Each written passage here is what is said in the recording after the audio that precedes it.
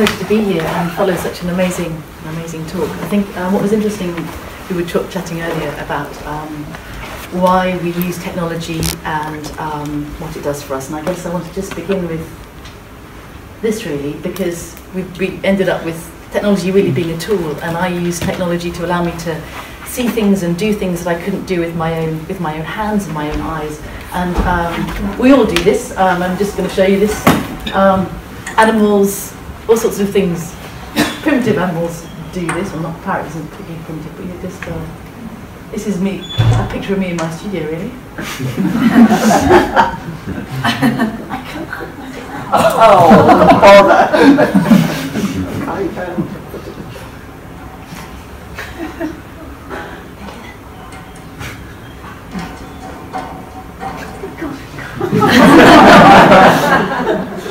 Yes. So I think of technology as allowing me to do things and get to things that are just outside my reach. And I'm just going to talk to you a little bit about how I came to use technology in my work as I do today. But I think it's a universal thing, whether you use a spoon or a stick or a telephone or all the things that we use in our lives, which allow us to extend ourselves and to be more than we could be in the bodies that we've been given to start with. I started off working in branding. I worked for Visa International and San Francisco, in fact, quite a wild and funky time, and spent time using technology to get to understand why people behave the way they do, what they look at and why they look at it, and how offering them different visual cues makes them feel differently about using a card, for example. Which led to using technology to, it was early eye tracking technology, so you can learn about, you can see things that you couldn't see otherwise using technology, and then you can design a packet of shampoo or a Visa card to engage people in ways that are unexpected. So I use technology as a tool for understanding what's going on in people's minds, well, brains and then minds, and then bodies. Then something happened to my body. I fell off my bike and banged my head really badly, so I couldn't really do that job anymore for quite some time. And I was a bit out on a limb, and I found myself with scans of my own brain. Doctors could see inside here, and they were using technology to try and track down why I couldn't get. I was diagnosed with chronic fatigue syndrome, ME. A virus had crossed the blood-brain barrier, so they were looking inside slices of my brain to try and track down what went wrong. And I was intrigued by how much the doctors were using that technology to see something in my brain. Could they see who I was? What was that about? And what does that mean to use technology to see the structures of a brain and possibly hope to see the structures of a mind? Obviously, well, people have studied the retina, the back of the eye, because it's a piece of brain tissue that you can watch behaving without needing to chop someone's brain open. And so I lived in Bristol at the time and found myself cycling past the eye hospital where it's one of the centres of cornea transplants, and so they were using technology to transfer one vision from one person to another, and I asked them to take scans of my own eyes, and that's the map of my retina, also maps of the different parts of the visual system that are engaged with logging visual data. And then we add that up in some kind of a mysterious way to make sense of our visual field. In fact, 70% of what you think you're seeing right now, you've decided what you're going to see. Only 30% maximum is actually coming from your visual system. So we're dealing with a kind of iterative, predictive system that has its own biases built in. I started to wonder how you might make that in 3 dimensions, because our experience of the world is 3-dimensional. And then developed a technique by using some old technology that was used in the Victorian times to decorate bowls and cups and stuff, and I started to apply that into glass. So that's a print of my own retina suspended inside glass. Started to work, well, with the eye hospital had kind of given me scans of my eyes, and I decided to take back the work I'd made inspired by that. And use technology more and more, working with the surgeons to embed data in 3-dimensional forms, which would allow people the discussions with patients and nurses about what this data means and how it might be experienced by the patient, so that you end up with a conversation about data and about information that has a form, or sort of a form. Of course, digital, the hands and digits are from the same root, so the idea of how we feel about things is kind of important, and how we feel things.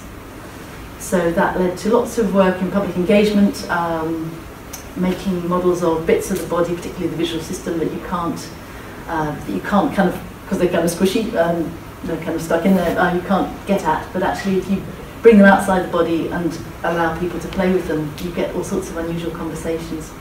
So I work with a team of blind and partially sighted people. Very often take the work there to see what they feel from the data, how you can create a tactile dimension to that using glass. And became more and more interested in the way that we process, particularly data about the gaze, which led to work with neurologists and psychologists about how we make our minds up about the data that we're getting, about whether people are looking at us and how they feel about us. Which led to me getting on my bike and getting a place at the RCA as artist in residence. Well, no, as a PhD, I was artist in residence at Farnham first. And I wired up my own brain. That's the great thing about being at college, is that you can ring anybody up and say, I'm at college and I'm doing a project, can you help? So a team of young scientists at UCL said, yeah, fine, we're interested in how artists' brain process stuff. So they're particularly looking at the vast space illusion. They wired me up, and I was able to use the data of how my own visual system is processing particularly ambiguous cues of space, whether something's a vase or a face, whether it's there or it's not. So I used that data in objects and started to play with how you might send light to people, so they're projections in the same way that most of our experience of the world is a projection. And making wire interference patterns using these particular frequencies from my own brain to create models. And I won't show the animation now, but as you move past them, you get these rippling wire interference patterns, and it's basically your brain making sense of two sets of data and generating a third set of data that's entirely made up by you.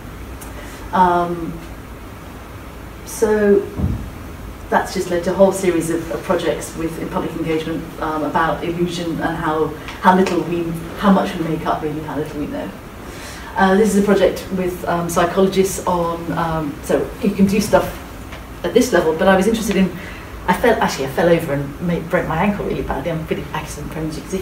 And I always use these things to do something else. So I wondered how most of the time you don't realise, you kind of walk along, but how on earth do we stay up? It's pretty miraculous.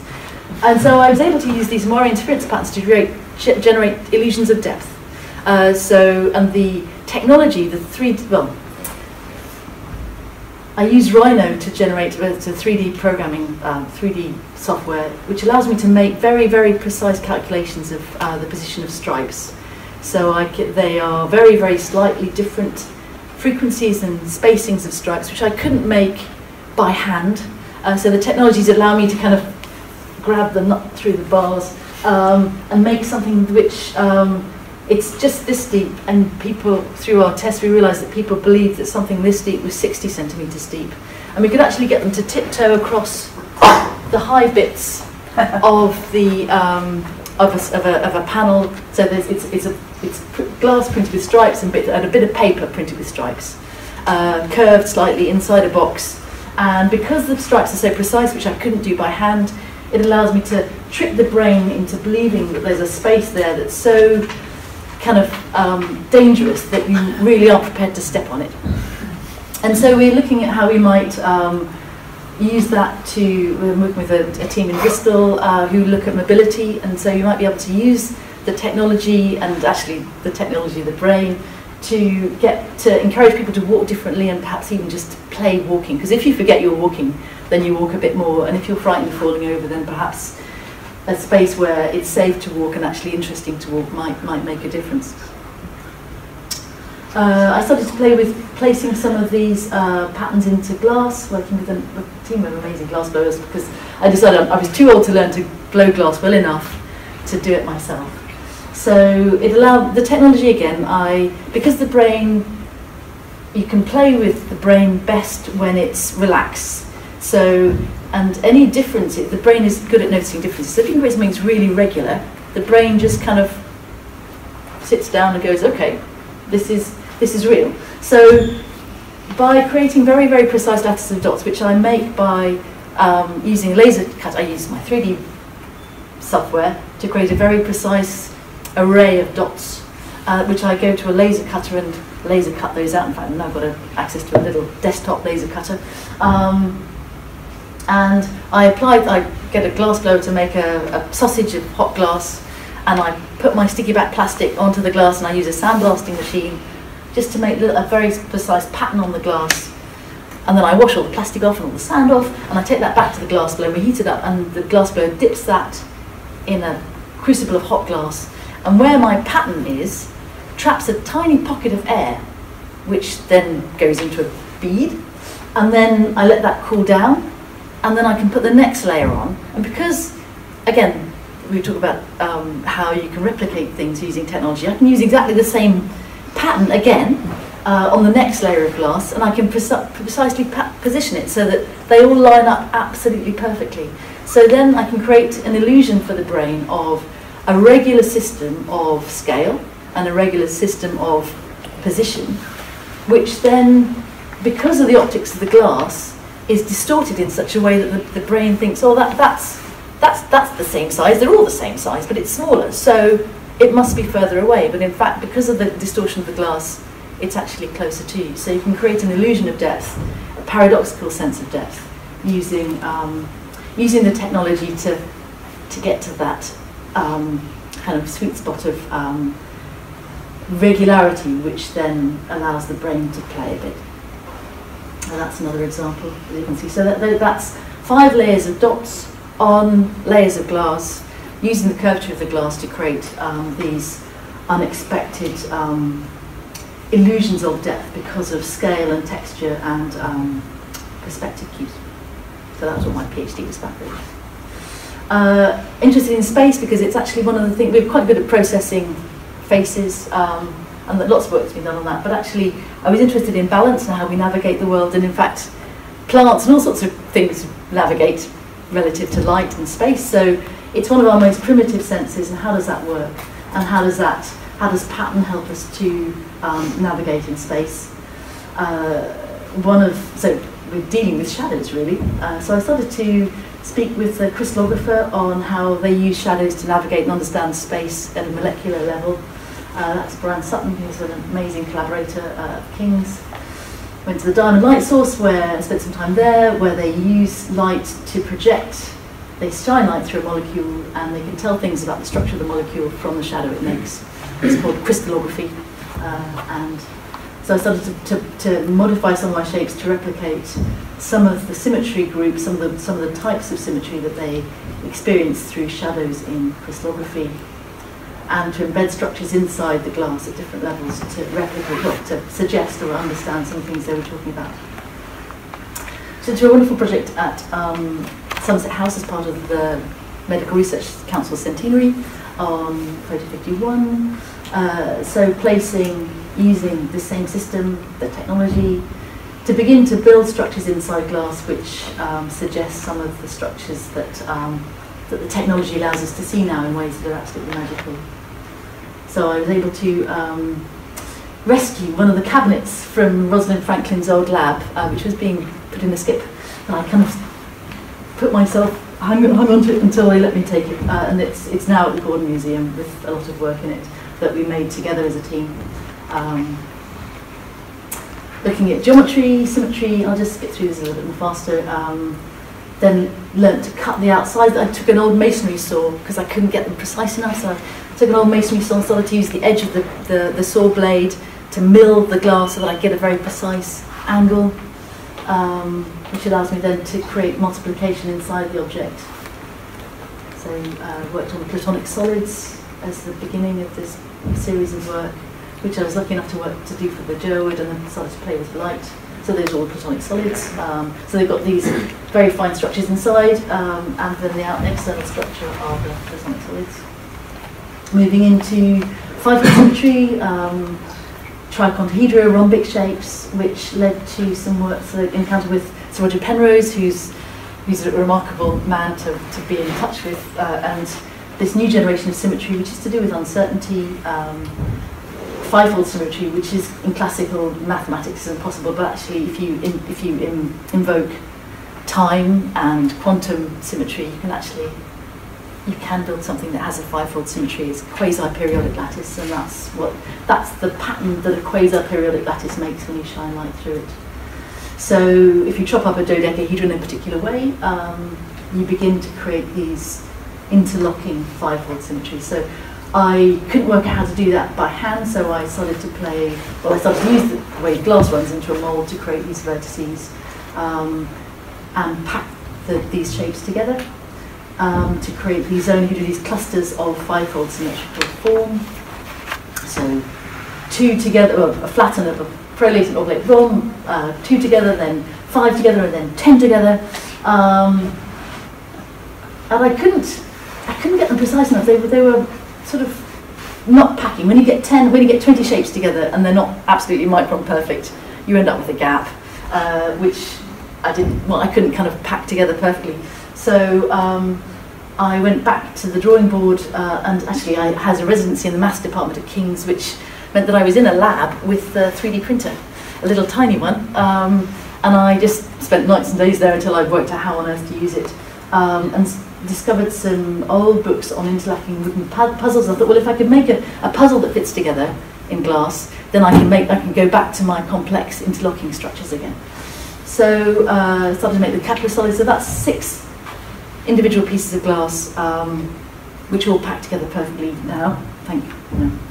Got my, I hate this bad word, blonde haired, now it's grey. So I developed a technique now, so I use the technology to get to that peanut through the bars of something that's precise enough to string together. So this is a little loop which will run through. So we're sort of beginning, that's the design. That's my little 3D printer. I print a model in 2 parts so that I can get to the middle. Invested in plaster, burn out the plaster, put it back in the kiln with glass on the top, and then heat that, and then let the glass get hot enough to run right down inside the mould, so I can create a structure that's got the precision of the technology, but that has some of the material properties and optical properties of the glass that I'm interested in. So those are some pictures of it, and it allows me to string together a bigger piece now, so I don't have to hold them all one by one. They're all individually made. So that's a stellated dodecahedron, and I use the glass, there's no glue. It's all, because I can make it precise enough now, those are marine grade steel pins which are just held together with gravity.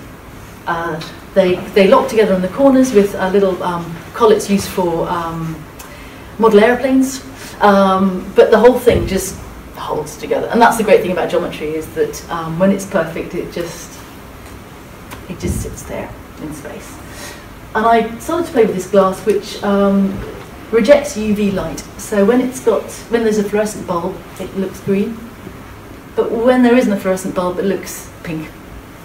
And which led to me learning enough about, because it was, so that's the piece that was at the Saatchi Gallery as part of an exhibition called Collect, which is kind of an upscale trade fair, really. And the Crafts Council gave me some money to make this piece, which was a bit ambitious, just sort of, again, with the peanut just through the bars.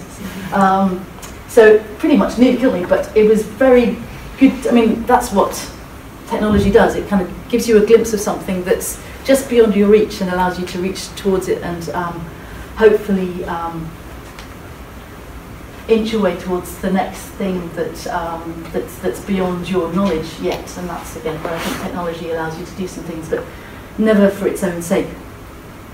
I learned enough about electrics through this thing, which is I couldn't get the lights to work, and I couldn't find anybody to help me, affordably anyway, and then the time that I had. So I learnt a lot about electrics, and I've just trained as an electrician now. I've set up a company called Dr. Shock, because I found that this area of light is such a powerful thing, and such an important thing, and that we don't really know how to use it properly, and that particularly as a woman, I learned nothing at all. I mean, it was knitting, not wiring. So I found it just wonderful. I set off to an industrial estate in Dartford with lots of men with tattoos and pickup trucks, and I was on my bike with my soy milk. and I qualified with distinction, and I love knowing how that stuff works and being able to make the choices for myself, and it's just opening up a whole new area of technology for me, which I love. I don't think we'll go on to that. Oh, no, I think that's it. So what I'm doing now with Dr. Shop as well, this technology is allowing me to make spaces inside things which I couldn't make before. So I'm making a series of Platonic solids where the inside and the outside interlock, but physically interlock. So you can see the Archimedean solids as a mix of the Platonic solids together. And so I'm making those making jewels in 3 dimensions using this glass which changes colour, and working on some chandeliers with some physicists about gravity. So again, the technology is allowing me to imagine things and dream and make, and then the material brings its own, has its own things to say, and it ends up being a conversation. So that's me.